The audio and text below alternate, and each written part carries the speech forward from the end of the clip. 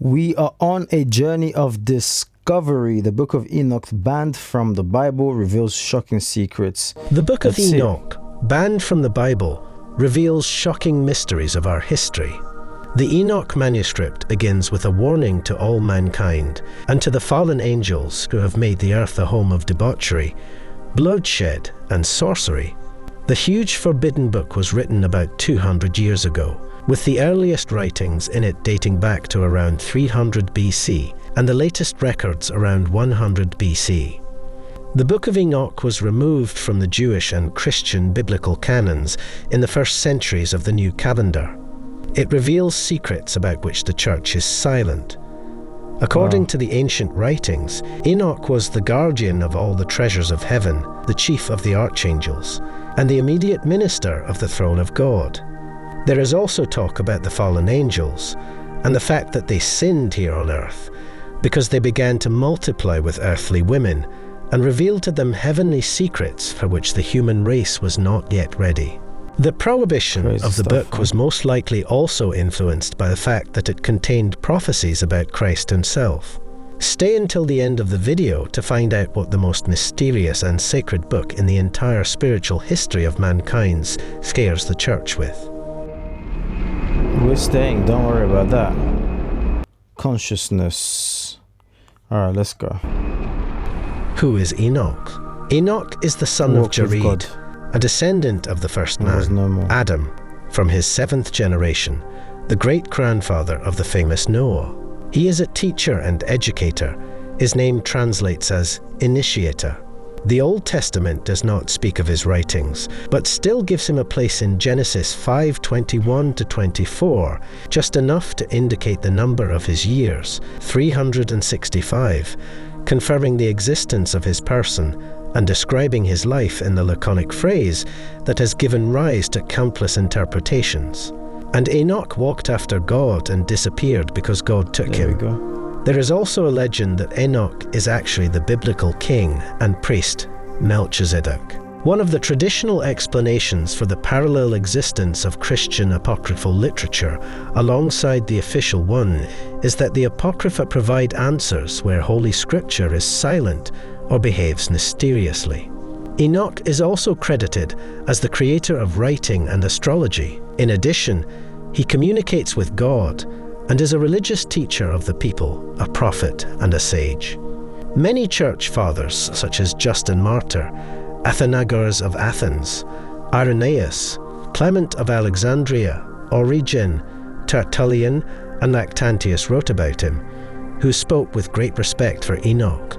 Their writings contain many allusions to the Book of Enoch, and in some cases explicitly advocate the use of the book itself as scripture. Crazy. Going back to the book of Genesis, where he is described as the seventh of the 10 patriarchs before the flood, each of them is said to have lived for several centuries. Genesis 5 presents the genealogy of these 10 individuals from Adam to Noah, indicating the age at which each became the father of the next, as well as the age of each at death. However, we notice here that Enoch is an exception, who is said to have not seen death, written in Hebrews 11 verse 5. Furthermore, Genesis 5:22 to 24 states that Enoch lived 365 years, which is significantly less than the other antediluvian patriarchs, who are recorded as dying at over 700 years of age. Can you imagine that? Isn't that what science is trying to find out today? The secrets to living longer? The account of Enoch in Genesis 5 ends with the cryptic scripture that he was not, for God took him. All that we shall narrate hereafter, viewed on a larger scale, shows Enoch's great devotion to the Lord, and, respectively, the great love and special treatment of the Lord to Enoch. According to some theories, Enoch was translated alive into the kingdom of God as his angel. This is how the words, "he has not seen death," are interpreted. Let's look at the 5 volumes written by Enoch to understand what is contained there, who scares and with what. Watcher's Book. This book marks the beginning of the manuscript. It was written around 300 BC, describes the fall of the Watchers, or Watcher angels, who become the fathers of the Nephilim, Genesis 6:1-4. Wow, this is good. In this writing are also the accounts of Enoch's travels in the heavens. The book opens with an introduction that says Enoch is a righteous man whose eyes were opened by God, so that he saw the visions sent to him by the Holy One in heaven. He showed him the sons of God, and from them he hears everything and knows that which he sees. But what he saw will not happen to this generation, but to a generation that is yet to come. The book also tells us about God coming to earth on Mount Sinai with his armies to pronounce judgment on humanity, how all things are predestined by God and happen in his own time. The sinners will perish, and the great and the good will continue to live in light, joy, and peace. The first section of the book describes the interaction of fallen angels with humanity. Semiramis forces the remaining 199 fallen angels to take human wives to bear them children. And Semiramis, who was their leader, said to them, I am afraid that you will not really agree to do this deed, and I alone will have to pay the penalty for a great sin.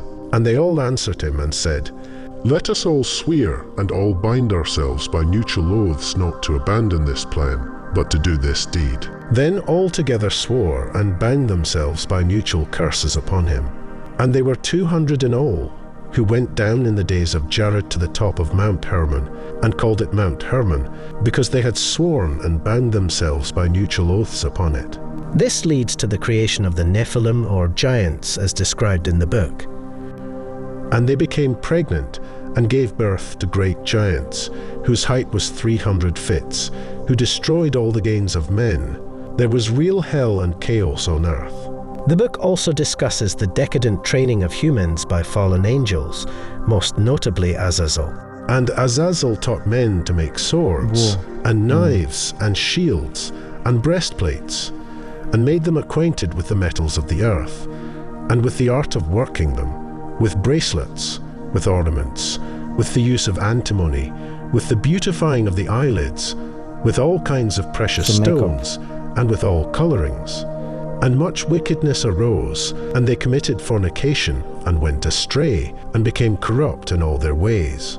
Semiramis taught enchantment and eradication, Armaros the resolution of enchantments, Barakijal astrology, Kokabel the constellations, Ezekiel the knowledge of clouds, Arakil the signs of the earth, Shamsil the signs of the sun, and Sariel the course of the moon. Then Michael, Uriel, Raphael and Gabriel appealed to God to judge the inhabitants of the world and the fallen angels.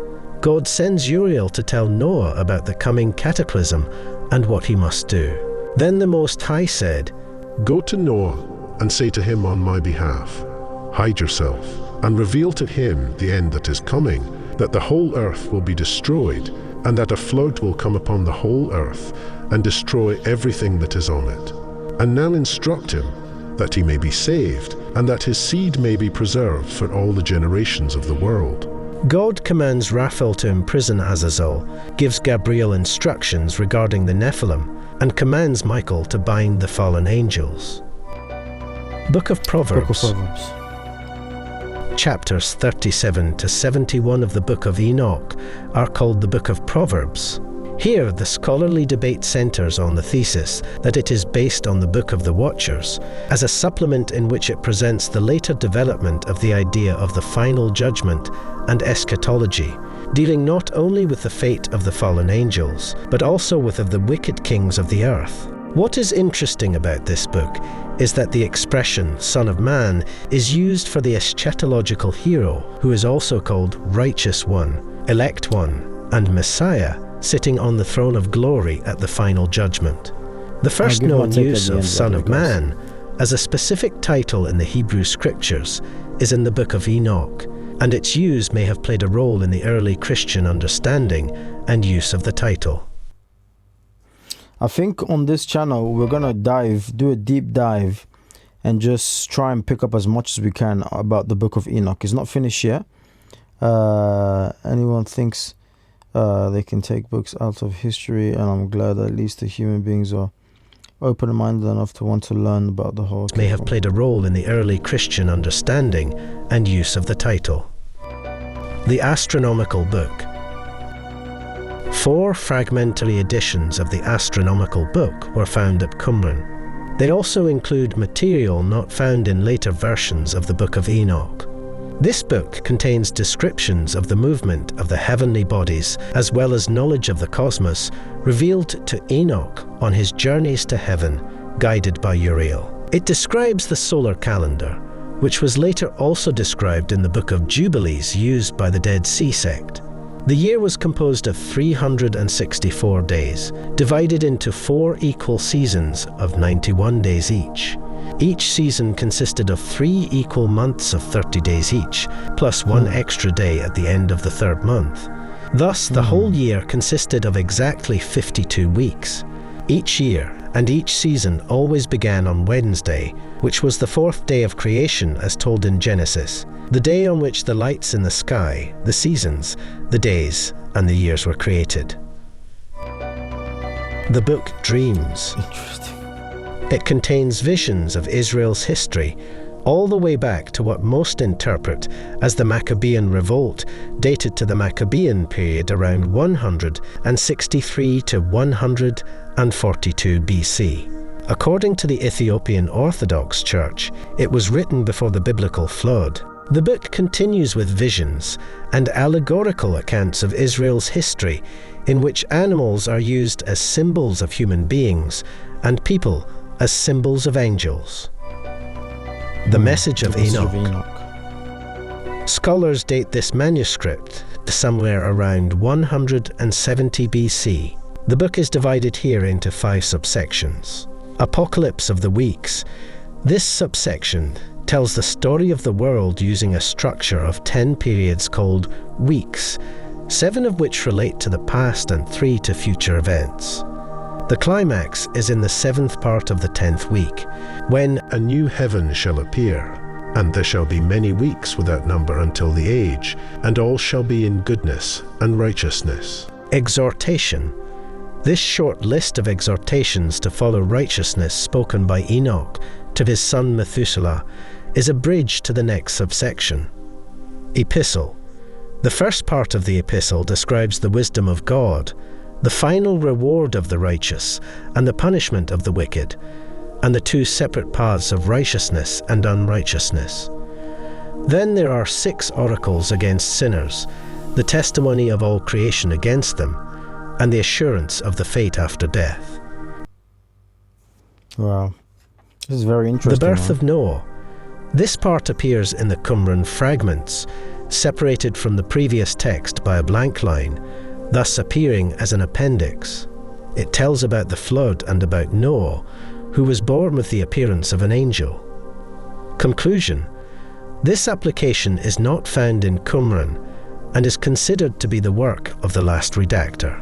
It emphasizes the generation of light in opposition to sinners doomed to darkness. Why is this ancient Bible book neglected and even banned by official religion when it contains so much history about our roots? What else does she say?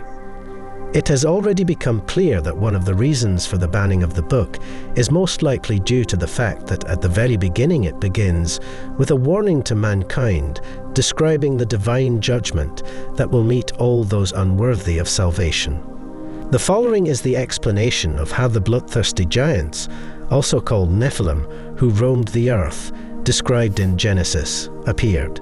They also serve as an excuse for the flood, but God still warned Noah and saved the people. The accounts of Enoch's travels through the kingdoms of heaven, which detail the powers of heaven and the cruelty that awaits depraved people, are also likely to be disliked. Wasn't the church's problem rooted in the fact that it scared the faithful into having such detailed information?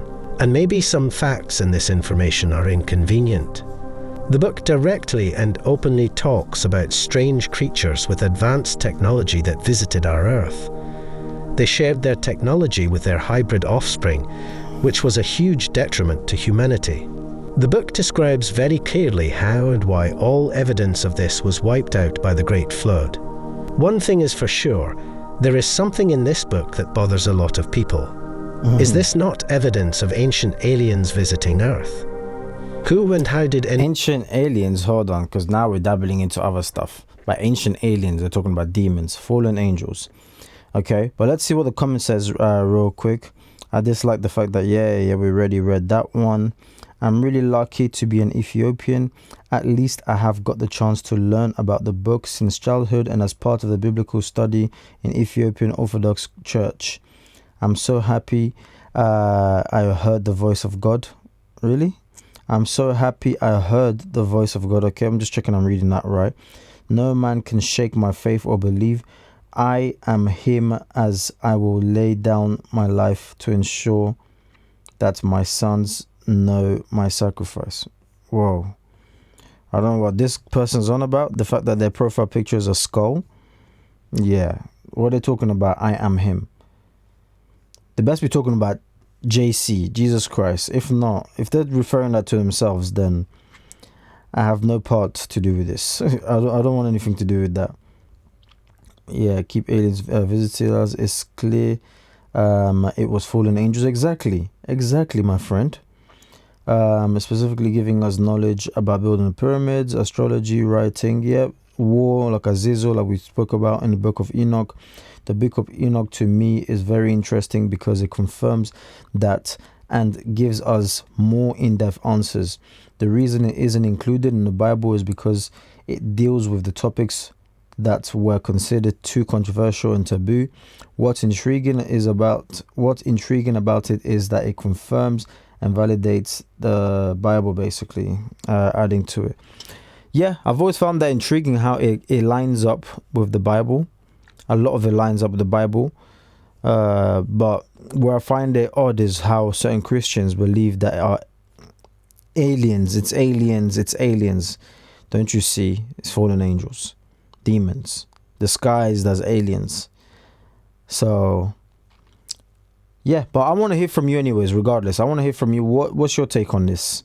Okay, what do you believe? What's the Holy Spirit telling you? What's your gut instinct telling you? But I know for certain these are demons camouflaging as aliens, advanced technology and all of that stuff. But check out the Patreon anyways for videos that YouTube takes down because I can't post on here because they're just too juicy. Like, share this video to someone, and I want to hear from you. Let me know exactly what you think and believe in the comment section down below. God bless you. Stay woke. Nah, that's misused now. That's abused. Stay alive.